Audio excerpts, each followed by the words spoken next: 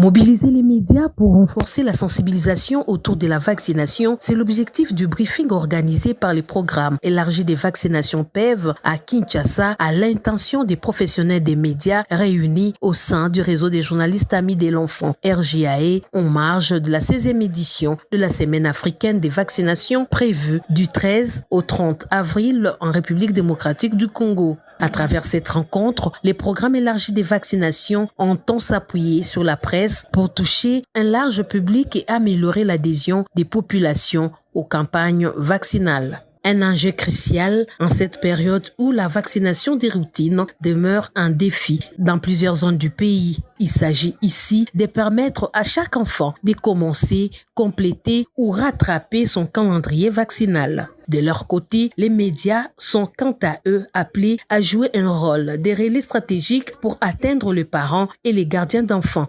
notamment à travers la radio, la télévision et les plateformes numériques. Cette 16e édition de la SAV coïncide avec plusieurs opérations d'envergure, dont les Journées nationales des vaccinations contre la poliomyélite. La particularité pour la République démocratique du Congo est que ça coïncide avec la Journée nationale des vaccinations contre la poliomyélite, mais aussi avec les processus d'introduction du vaccin contre la rubéole et la rougeole au niveau du pays. Ce qui fait assez que, pour ce qui concerne la vaccination contre la poliomyélite qui s'étend sur l'ensemble des 26 provinces, nous cherchons à atteindre au moins 9 millions d'enfants.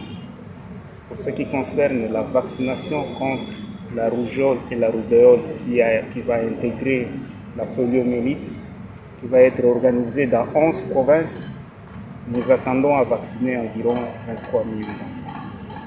Alors cette journée est consacrée au fait que nous voulons que vous puissiez nous accompagner dans ce processus de sensibilisation de la population. Placée sous les thèmes « Pour chaque génération, les vaccins fonctionnent », la campagne prévoit également des actions de sensibilisation de proximité ainsi que la récupération des enfants zéro dose et sous-vaccinés. C'est toutes les formations sanitaires dans lesquelles nous vaccinons à travers les pays qui sont concernés par cette vaccination.